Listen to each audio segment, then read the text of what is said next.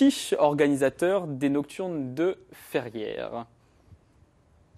Oui, on brave le froid et la pluie parce qu'il y a tellement de belles choses à vous montrer à Ferrières qu'on reste en extérieur. Et surtout, on est ici, c'est un des hauts lieux des Nocturnes de Ferrières. Et donc, je suis avec Jacques Lachiche, vous l'avez dit Jérémy, le président de ces Nocturnes, de l'association des fêtes historiques de Ferrières. Oui.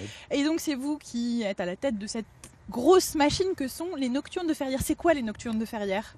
Alors c'est une représentation qui est née du côté historique du village, on ne peut pas le nier, il y a 34 ans maintenant quand même, par des gens passionnés d'histoire, de littérature, et qui ont commencé par des danses anciennes, par de la musique ancienne, et qui ont dit que comme cette ville avait vu passer 24 rois, 3 papes, qui avaient consacré l'abbatiale, qui avait été envahie par les Huns, incendiée par les Anglais, reconstruite par le filleul même de Louis XI, Louis de Blanchefort, il fallait en faire quelque chose et faire des représentations dans cette ville. Exactement. Il faut en parler, il faut écrire, il faut recruter du monde, des gens, des bénévoles et meubler cette ville et refaire vivre cette histoire. Tout à fait. Donc ça se présente comment? On a 26 scènes différentes disséminées dans la ville. Il y a en gros 26 lieux d'attraction et de scènes dans la ville qui est fermée pour 4 soirées l'été.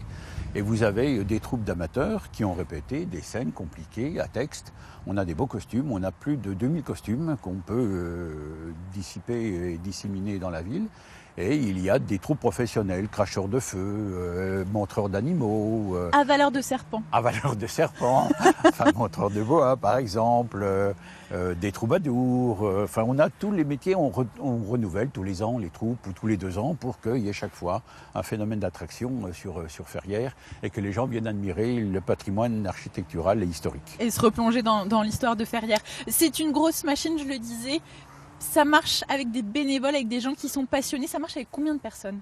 Mais globalement, nous avons entre 300 et 350 bénévoles maintenant. Ça, c'est un peu réduit par rapport à l'histoire ancienne. Et on a un peu plus de professionnels. Un budget énorme, 180 000 €, c'est ça, pour organiser ces fêtes. C'est colossal en fait. Dont les 2 tiers à trouver nous-mêmes dans nos prestations, dans nos propres prestations. Mais nous avons quelques soutiens de la région, de la ville et du département pour asseoir ce grand budget et cette manifestation. Alors, c'est une manifestation qui est très appréciée. Il y a combien de visiteurs qui viennent généralement? Globalement, on fait 2200, 2300 spectateurs par soir, mais ça dépend. S'il pleut, c'est 1300, mais on en a 2900 le lendemain. C'est une population sur les 4 soirs qui est de 8000 à 10 000 spectateurs. Ça dépend des événements. Et ça fait 34 ans que ça dure. Alors, cette année, il va y avoir une pause. Alors cette année, oui, on s'est rendu compte qu'il y avait une lassitude. On arrive 34 ans, ça veut dire qu'il y a des gens qui ont commencé, ils avaient 50 ans. Vous imaginez l'âge qu'ils ont maintenant. Il faut renouveler. Une ville comme ça, elle n'est pas dans un bassin industriel important. Donc il faut renouveler les scènes. On a des gens qui viennent que d'un voisinage proche. Donc il faut des scènes attrayantes. Donc il faut trouver de nouvelles idées. Il faut rester dans l'histoire.